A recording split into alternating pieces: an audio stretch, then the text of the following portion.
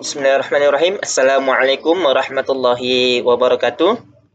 Perkenalkan kami dari kelompok 9 Sejarah Peradaban Islam 6B.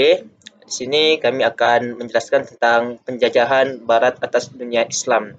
Nah, di sini anggotanya antara lain saya sendiri dan teman saya Fajri Fahreza Azeta. Nah, jadi periode modern dalam sejarah Islam bermula dari tahun 1800 Masehi dan berlangsung sampai sekarang. Pada periode ini, mulai bermunculan pemikiran pembaharuan dalam Islam. Gerakan pembaharuan itu paling tidak muncul karena dua hal. Yang pertama, timbulnya kesadaran di kalangan ulama bahwa banyak ajaran-ajaran asing yang masuk dan diterima sebagai ajaran Islam. Kemudian gerakan ini dikenal sebagai gerakan reformasi. Kedua, pada periode ini Barat mendominasi dunia di bidang politik dan peradaban sehingga banyak akulturasi, kebudayaan dan juga lain-lain sebagainya. Nah, yang pertama kita akan masuk ke Renaissance di Eropa. Nah, setelah Christopher Columbus menemukan benua Amerika pada tahun 1492 Masehi dan Vasco da Gama menemukan jalan ke timur melalui Tanjung Harapan pada 1458 Masehi, benua Amerika dan Kepulauan Hindia segera jatuh ke bawah kekuasaan Eropa. Nah, di sana perekonomian bangsa-bangsa Eropa pun semakin maju karena daerah-daerah baru terbuka baginya. Negeri-negeri Islam yang pertama kali jatuh ke bawah kekuasaan Eropa adalah negeri-negeri yang jauh dari kekuasaan kerajaan Utsmani. Negeri-negeri Islam yang pertama dapat dikuasai Barat itu adalah negeri-negeri Islam di Asia Tenggara dan di anak-anak benua India.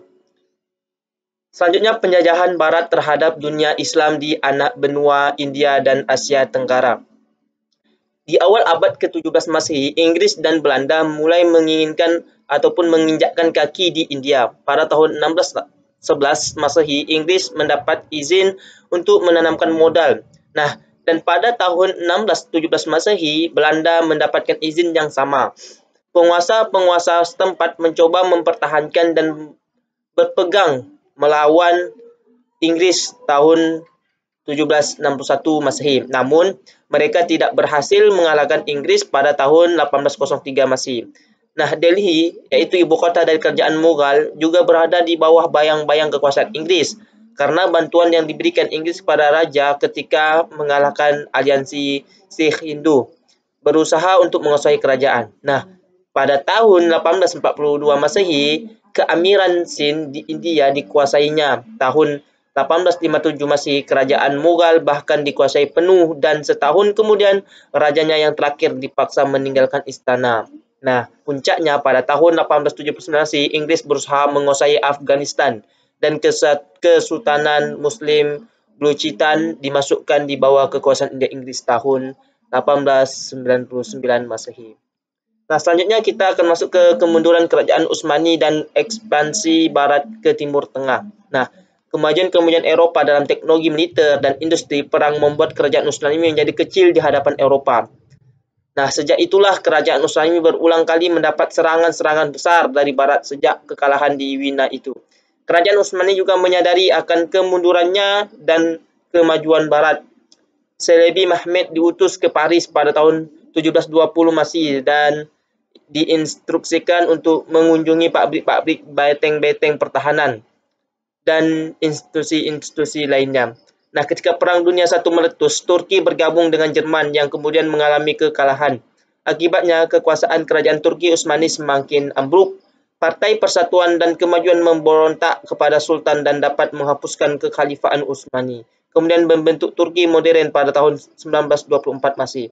Nah, di pihak lain, satu demi satu daerah-daerah di Asia dan Afrika yang sebelumnya dikuasai Turki Utsmani melepaskan diri dari Konstantinopel.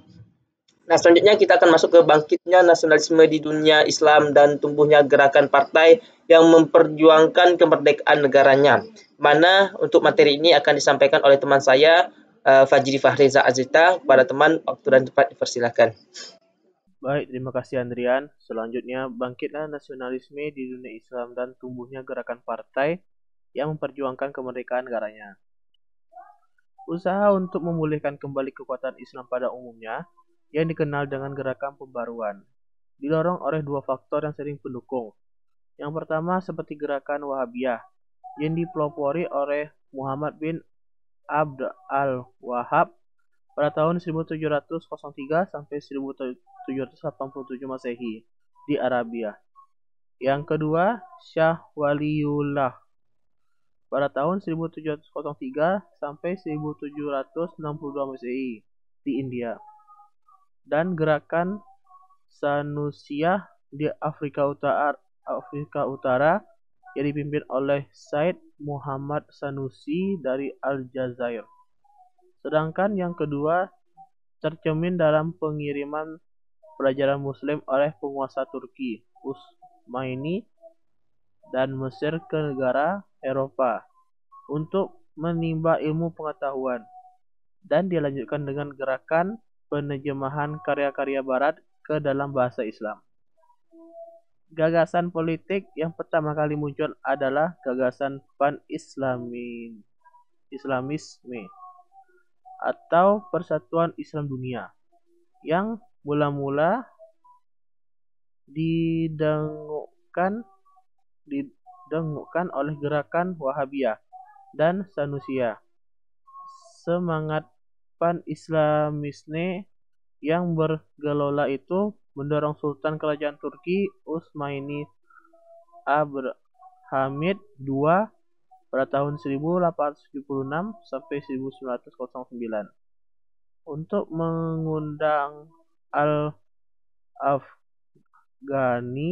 ke Istanbul, ibu kota kerajaan.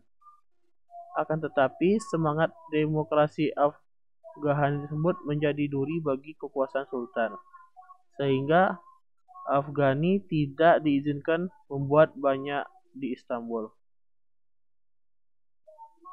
Negara yang membentuk mayoritas Muslim. Yang kedua, kemerdekaan negara-negara Islam dari penjajahan.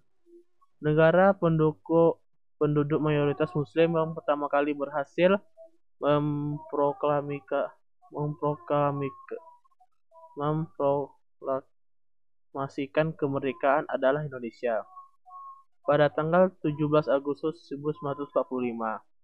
Negara Islam kedua yang memerdekakan dari penjajahan adalah Pakistan pada tahun 15 Agustus 1947. Di bagian Timur Tengah, Mesir secara resmi memperoleh kemerdekaan pada tahun 1922 dari Inggris, tapi dalam pemerintahan Raja Farouk pengaruh Inggris sangat besar. Baru pada masa pemerintahan Jamal Abdul al-Masir yang menggulingkan Raja Farouk pada tanggal 23 Juli 1952. Mesir menganggap dirinya sudah benar-benar merdeka, sama seperti Mesir, Irak merdeka secara formal pada tahun 1932. Tapi rakyatnya baru merasakan benar-benar kemerdekaan pada tahun 1958. Sebelum itu, negara-negara sekitar Irak mengumumkan kemerdekaan seperti Syria, Yordania, dan Libanon pada tahun 1946. Di Afrika, Libya merdeka pada tahun 1951 Masehi. Sudan dan Maroko pada tahun 1956 Masehi. Aljazair tahun 1962. Semuanya membebaskan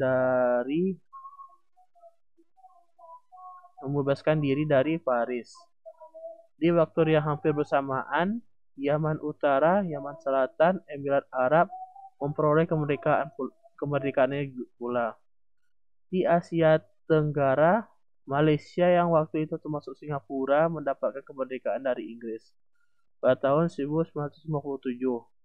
Brunei Darussalam pada tahun 1984 Masehi. Bahkan beberapa di antaranya baru mendapatkan kemerdekaan pada tahun-tahun terakhir, seperti negara-negara Islam yang dulunya bersatu dalam Uni Soviet, yaitu Uzbekistan, Turkmenia, Kyrgyzstan,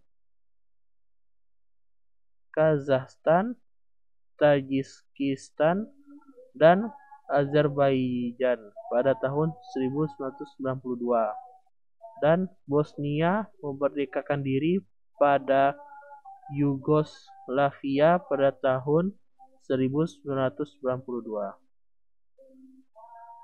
Baik, sekian dari kelompok kami. Apakah ada pertanyaan? Kalau tidak ada, wabillahi taufik wal hidayah. Assalamualaikum warahmatullahi wabarakatuh.